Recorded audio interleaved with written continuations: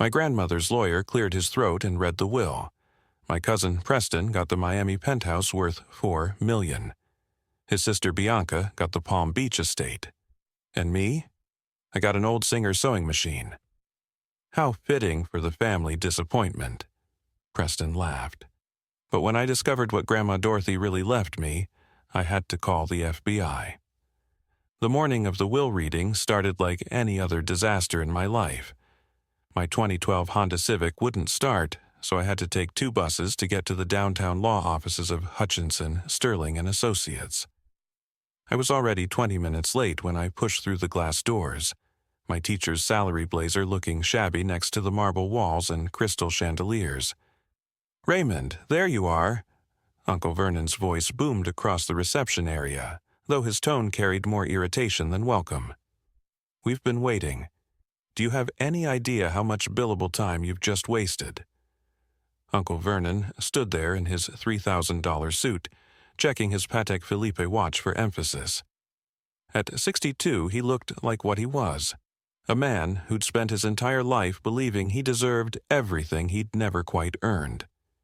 His gray hair was perfectly styled, his shoes cost more than my monthly rent, and his smile never reached his eyes when he looked at me. "Sorry, Uncle Vernon, car trouble." "Still driving that old thing?" "Raymond, you're 34 years old.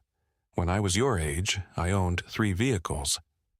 "When you were my age, you were also spending Grandma Dorothy's money," I wanted to say, but I bit my tongue. This wasn't the time or place. Preston appeared beside his father, looking like a younger, somehow more insufferable version. "Ray, good to see you, cousin." He gripped my hand too hard, the way he always did, like every interaction was a competition he needed to win. "How's the teaching thing going? Still at that public school?" "Franklin High, going well, thanks." "Public school teacher?" he said to his sister Bianca, who had just walked up. "Can you imagine? All that potential, and he's teaching teenagers about the Civil War." Bianca air-kissed my cheek, careful not to actually make contact. "Raymond, darling, you look tired. Are you eating enough?" She didn't wait for an answer. "You know, my husband knows people on the Board of Education. If you ever want a real career in administration instead of the classroom." Her husband, Senator Blackwood, stood behind her like a campaign poster, all white teeth and firm handshake. "Raymond, good to see you, son." He was only 5 years older than me, but he had that politician's gift of making everyone feel like a child. "Should we head up?"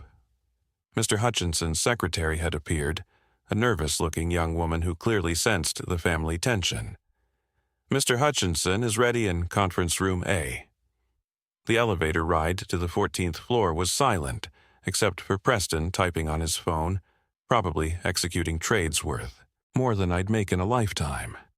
Bianca reapplied her lipstick using a compact mirror that looked like it cost a fortune. Uncle Vernon stared straight ahead, already calculating his inheritance. Me? I thought about Grandma Dorothy. She'd died 6 weeks ago, on a Tuesday afternoon while I was teaching my 4th period class about Reconstruction. The principal had called me out, and I'd known before he said a word. Grandma had been fighting pancreatic cancer for 8 months. She'd refused aggressive treatment, saying at 91 she'd had her time. The conference room was exactly what you'd expect from a law firm that handled estates for Florida's wealthiest families.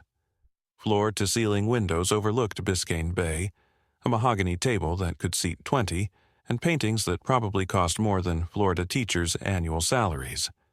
I took my usual spot at the far end, the same place I'd sat at every family gathering since Dad died.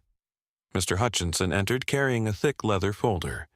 He was ancient himself, probably should have retired years ago, but Dorothy had trusted him for 40 years. His hands shook slightly as he set down the papers. "Thank you all for coming. Mrs. Dorothy Whitmore was very specific about her wishes, and I'll be reading her will exactly as she instructed." He began with the smaller bequests. $50,000 to her housekeeper Maria, $25,000 to the gardener who'd maintained her properties, various amounts to charities she'd supported. Then came the main event. To my eldest son, Vernon James Whitmore, I leave my investment portfolio to be managed through the existing trust structure. Uncle Vernon nodded, unsurprised. $8 million just like that. To my grandson Preston Vernon Whitmore, I leave my condominium property located at 1800 Biscayne Boulevard, Miami, Florida. Preston actually pumped his fist, like he'd just closed a major deal. The Whitmore family conference room at Hutchinson Sterling and Associates felt like a courtroom where I'd already been found guilty. The air conditioning was set too cold, the way wealthy people always kept their spaces, as if comfort itself was something to be hoarded. I pulled my father's old blazer tighter around my shoulders, the one I wore to every family gathering like armor that never quite protected me from their barbs. To my granddaughter Bianca Marie Blackwood, Mr. Hutchinson continued, his voice steady despite his age, I leave the estate property at 2847 South Ocean Boulevard, Palm Beach, including all furnishings and the associated beachfront. Bianca touched her pearl necklace and smiled at her husband. Mother Whitmore always said that property would stay in the family, she said to no one in particular, though her eyes found mine. With the right people, of course. The mahogany table reflected our faces like dark water. I could see myself distorted in its surface, looking exactly like what they all thought I was. The teacher son of the failed son, the one who'd never amounted to anything by Whitmore standards. Preston sat across from me, texting his assistant about moving his celebration dinner to a more expensive restaurant. Uncle Vernon reviewed documents on his tablet, already calculating tax strategies for his windfall. There are several more specific bequests, Mr. Hutchinson said, flipping through pages with practiced efficiency. He read through a list of cousins I'd met maybe twice, each receiving amounts between $10,000 and $50,000. Dorothy's personal effects were divided among her friends from the country club. Her jewelry collection went to various female relatives, none of whom had visited her during the chemo treatments. I'd been there every Tuesday and Thursday after school, bringing her submarine sandwiches from her favorite deli, and sitting with her while poison dripped into her veins. She'd tell me stories about buying her first property in 1958, about facing down bankers who wouldn't take a woman seriously, about building an empire one handshake at a time. "You remind me of your father," she'd said during one of our last conversations. "Arthur had integrity. That's rarer than money, Raymond." "Now," Mr. Hutchinson said, pulling me back to the present, "we come to the final personal bequest. To my grandson Raymond Arthur Whitmore, I leave my 1952 Singer featherweight sewing machine, model 221, currently stored in the attic of the family home at 445 Coral Way." The silence lasted exactly 3 seconds before Preston's laughter filled the room. Not a chuckle, not a suppressed giggle, but full-throated laughter that echoed off the windows. "A sewing machine?" He was actually wiping tears from his eyes. "Oh my God, that's perfect, that's absolutely perfect. Ray gets a sewing machine." "Preston, please," Uncle Vernon said, but his mouth twitched with his own suppressed amusement. "Show some respect." "No, Dad, don't you see? It's poetic.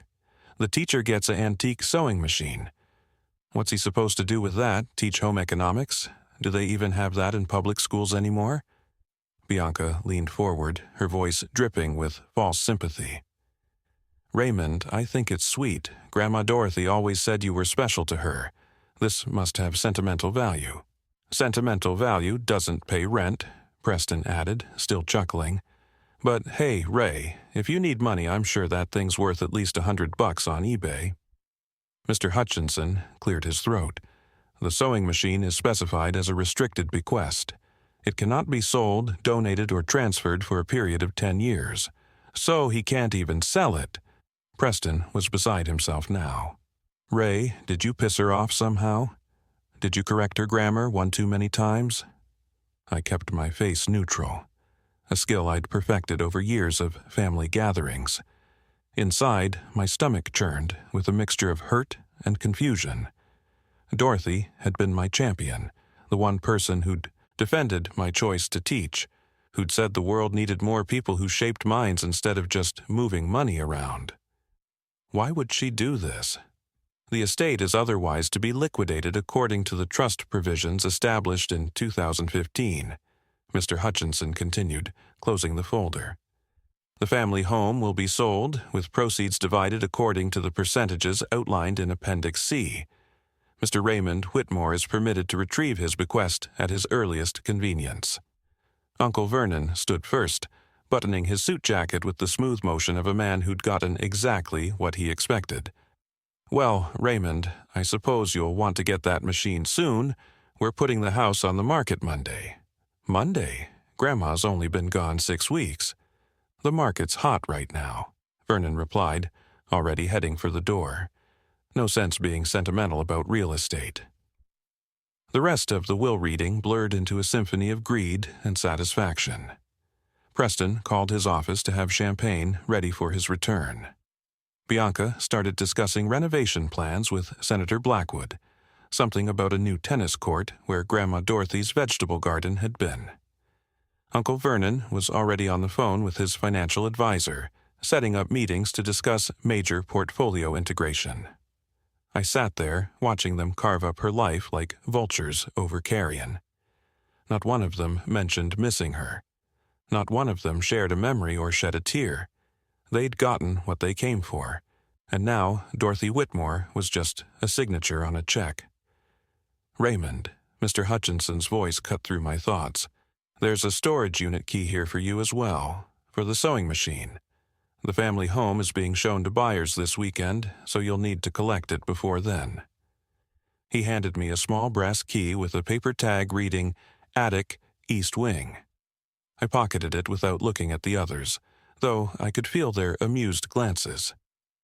Don't forget to check if it comes with thread, Preston called out as I headed for the door. Wouldn't want you to have to spend your own money on accessories.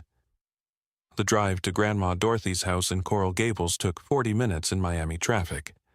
I'd made this drive hundreds of times over the years, but this would be the last. The sprawling Mediterranean Revival mansion sat on 2 acres of manicured grounds, its coral stone walls glowing pink in the afternoon sun. This was where Dorothy had moved in 1975 after her real estate empire had grown beyond her wildest dreams. The house felt hollow without her.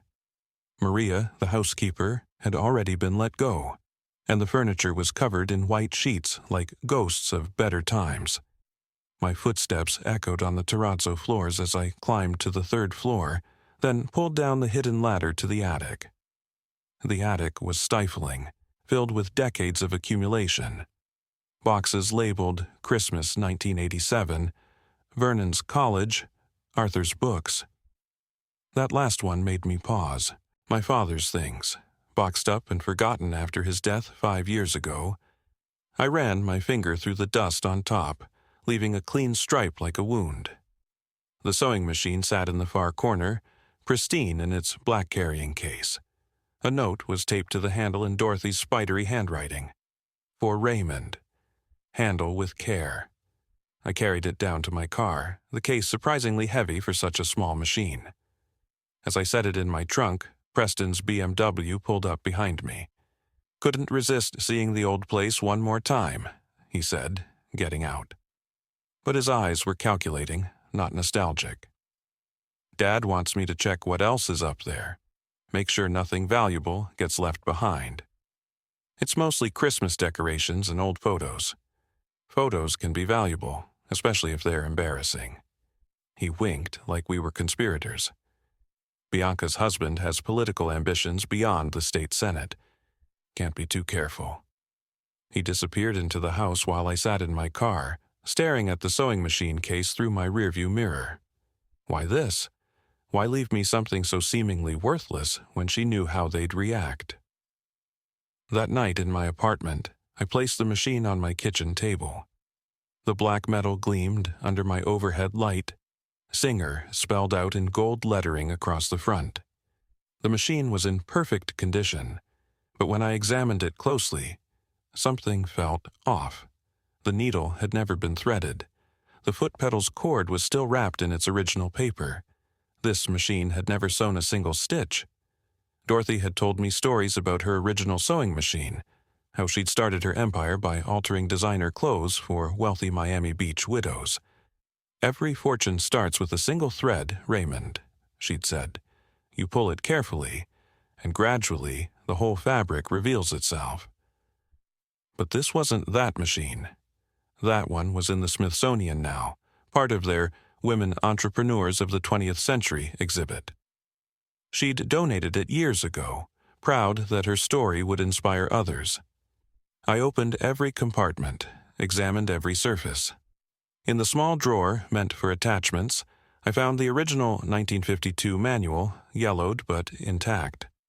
The fabric tray underneath the machine felt loose when I touched it. When I lifted it, my heart stopped. A white envelope, sealed, with my name written across it in Dorothy's unmistakable handwriting. Inside was a single sheet of her personal stationery, the watermark of her initials barely visible through the cream paper. The message was brief, but it changed everything. "My dearest Raymond, if you're reading this, then the vultures have had their feast. The machine is just the beginning." I read the rest of Dorothy's note 3 times before my hands stopped shaking. "Look where the roses never bloom." Remember our talks about the old Whitmore estate in Coral Gables? Some gardens hide more than beauty. The truth about your father's death is there. Trust no one in the family. The combination is your father's real birthday, not the one Vernon tells everyone. All my love, Grandma D. My father's death. The words hit me like ice water in my veins. Arthur Whitmore had drowned when his fishing boat capsized off Key Biscayne 5 years ago. The Coast Guard called it a tragic accident, a sudden storm catching an experienced sailor off guard. I'd never questioned it. Dad knew those waters better than anyone, but the ocean doesn't care about experience when it decides to take someone. But Dorothy was suggesting something else entirely. I called Franklin High at 6 the next morning and left a message claiming food poisoning. Then I drove to the old Coral Gables estate, the first property Dorothy had ever purchased in 1958. Unlike the mansion where she'd lived her final decades, this place had been abandoned for years. Dorothy kept it for what she called sentimental reasons, refusing every developer's offer no matter how astronomical. The wrought iron gates were rusted but not locked. The driveway was cracked, grass growing through concrete like nature reclaiming its territory. The house itself, a 2-story Spanish colonial, stood empty with plywood over most windows. But I wasn't here for the house. The garden sprawled behind the property, 5 acres that had once been Dorothy's pride. She'd grown everything here: tomatoes, peppers, mangoes, avocados. But the rose garden had been her masterpiece except for one corner where nothing ever grew. Bad soil, she'd told me when I was 12 and tried to plant sunflowers there. Some earth just won't accept life, Raymond. You have to respect that. Now her words carried different meaning. I found the dead patch easily, a 6-foot square of bare earth in the southwest corner where even weeds refused to grow.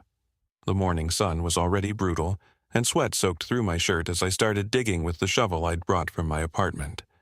1 foot down, nothing but sandy soil and rocks. At 18 inches, my shovel hit something solid.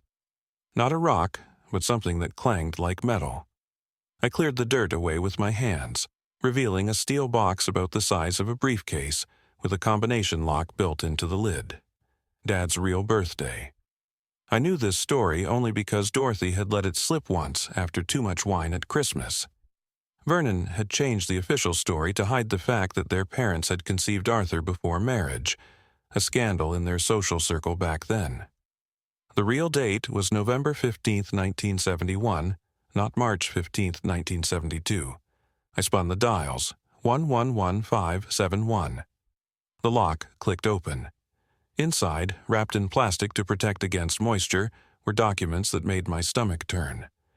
The first folder contained property deeds and bank statements showing systematic transfers from Dorothy's accounts to offshore holdings in Vernon's name. 15 years of theft methodically documented in Dorothy's precise handwriting. The second folder was worse.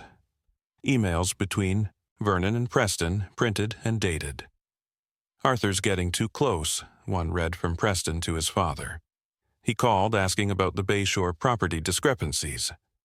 Vernon's response, "I'll handle your uncle. Family meeting on the boat next week." The date was 3 days before Dad died.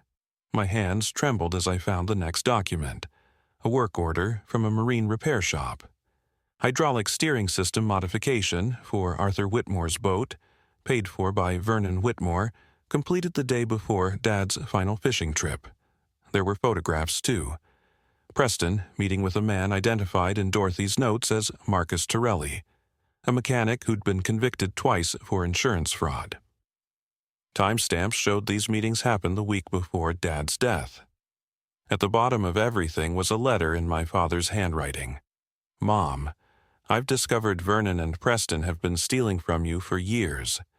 Millions diverted through shell companies. The Bayshore property was sold for $12 million, but they reported $6 million. The difference went to accounts in the Caymans. I have proof. I'm going to confront them tomorrow at the family meeting on Vernon's boat. If anything happens to me, know it wasn't an accident. I love you, Arthur." The letter was dated the day he died. The last item in the box was a flash drive and another note from Dorothy. "Everything is backed up here. 3 copies exist in safety deposit boxes you'll find listed in the attached document. I've been gathering evidence for 5 years, but my lawyers said it wasn't enough while I was alive. They'd destroy me with countersuits and delays. Dead, I'm untouchable. Dead, they can't threaten me. Make them pay, Raymond. Your father deserves justice." I sat in that dead garden for 20 minutes, reading and rereading every document.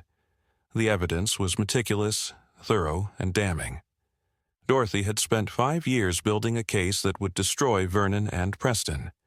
She'd documented not just the murder conspiracy, but decades of embezzlement totaling $30 million. The flash drive contained gigabytes of additional evidence. Security footage from the marina showing Preston and Vernon near Dad's boat the night before he died. Bank records showing massive transfers immediately after his death.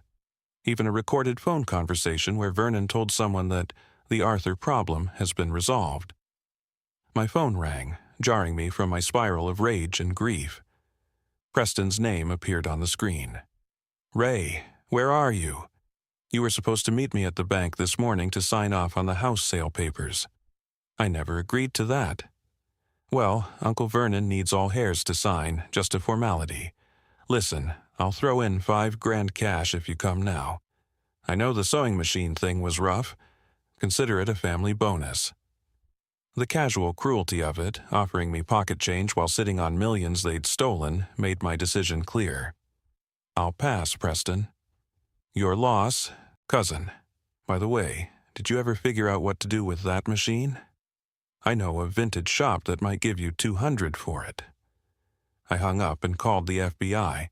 The Miami field office transferred me twice before I reached Agent Patricia Martinez in financial crimes. I explained I had evidence of embezzlement and murder. She was skeptical until I mentioned the amount involved and started listing the evidence. "Don't touch anything else," she said, her tone shifting from routine to urgent. "Where are you exactly?" 2 hours later, the abandoned garden was swarming with FBI agents. They cataloged every document, photographed every page. Agent Martinez, a woman who looked like she'd seen enough corruption to last several lifetimes, reviewed the flash drive contents on her laptop. "Your grandmother was very thorough," she said. "This is prosecutable. The murder conspiracy will be harder to prove, but the financial crimes are bulletproof. What happens now? We build the case. This will take a few weeks, maybe a month. We'll need you to continue acting normal. Can you do that?" The next 3 weeks were torture. I taught my classes, graded papers, attended faculty meetings, all while knowing what was coming. Preston called twice more about various estate matters, each time his condescension making my skin crawl. Uncle Vernon invited me to lunch to discuss your future, which I politely declined. The arrests happened on a Thursday morning, coordinated across 3 locations. Vernon was taken from his country club during his weekly golf game. The FBI agents waited until he was on the 9th hole, surrounded by his cronies, before announcing his arrest for murder, conspiracy, embezzlement, and wire fraud. The local news caught it all on camera. Vernon in his golf attire being led away in handcuffs. Preston's arrest was even more public. FBI agents entered his Manhattan investment firm during their morning meeting. According to a colleague who called me later, Preston tried to run. Actually tried to sprint through the office in his Italian loafers before being tackled by an agent near the elevator. They marched him out through the lobby in full view of every employee and client. Bianca's arrest came at a charity luncheon where she was being honored for her philanthropy. Agent Martinez told me later that Bianca had fainted when they read the charges, which included money laundering through her husband's campaign funds. Senator Blackwood wasn't arrested, but his political career ended that day. The investigation revealed the full scope of their crimes. Vernon and Preston had created 47 shell companies to siphon money from Dorothy's empire. They'd sold properties below market value to their own holdings, skimmed management fees, even taken loans against Dorothy's assets for their personal use. The murder evidence was more complex, but the prosecutors felt confident.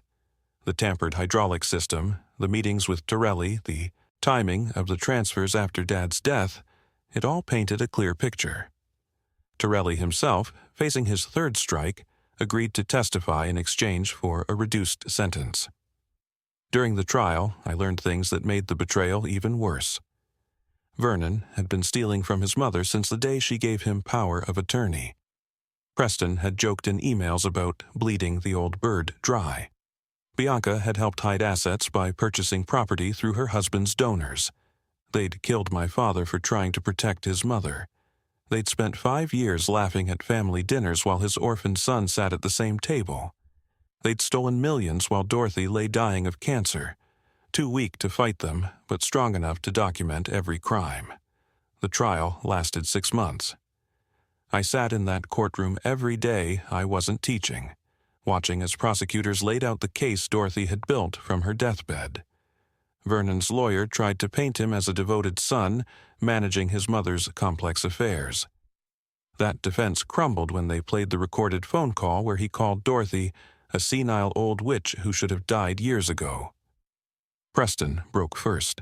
Facing life in prison for the murder conspiracy, he agreed to testify against his father in exchange for a reduced sentence of 25 years. His testimony was devastating. He described how Vernon had planned everything, how they'd tested the boat modification on another vessel first, how they'd watched the weather reports waiting for the perfect storm to provide cover.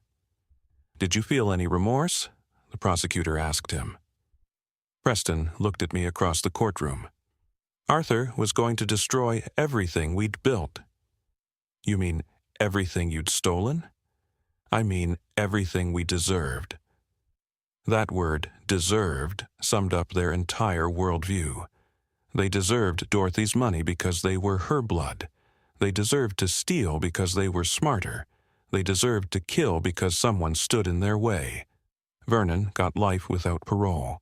The jury deliberated for less than 2 hours. When they read the verdict, he stared straight ahead, still believing himself the victim. Bianca got 15 years for money laundering. Her husband divorced her before the trial ended, distancing himself from the scandal that destroyed his career.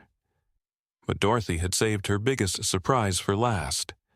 Mr. Hutchinson called me the day after the verdicts were read. "Raymond, there's an addendum to your grandmother's will. It was sealed with instructions to open only upon the successful prosecution of the involved parties." I met him at his office, the same conference room where I'd been humiliated 6 months earlier. This time, I was alone. "Your grandmother restructured everything 2 years ago," he explained, sliding documents across the table. The bequests to Vernon, Preston, and Bianca were contingent on them being free of any criminal wrongdoing regarding her estate. Upon their conviction, everything transfers to you. Everything.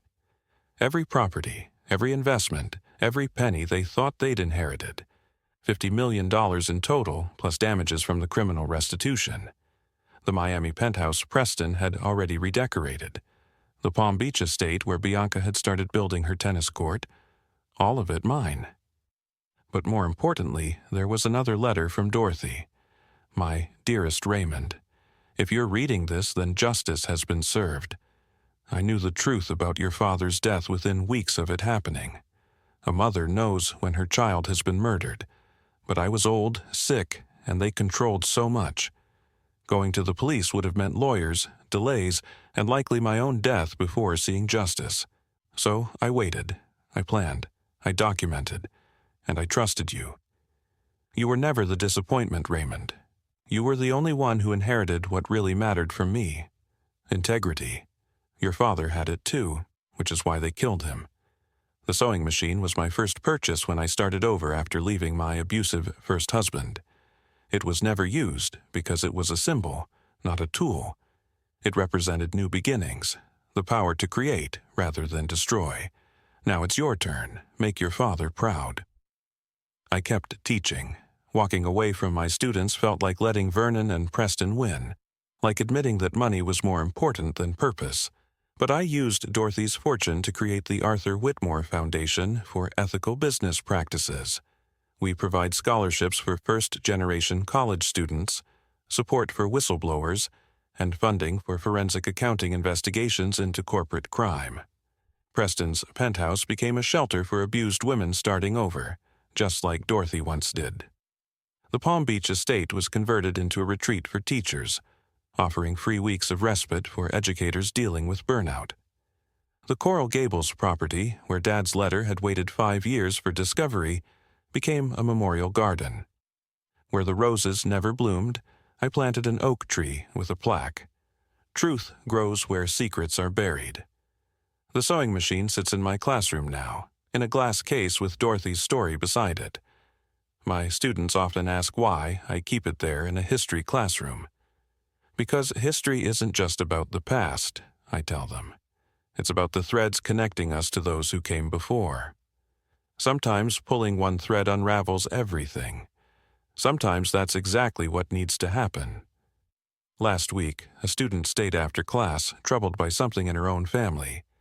As we talked, she kept glancing at the sewing machine. "Mr. Whitmore, how did your grandmother know you'd figure it out?" She knew I'd remember the stories she told.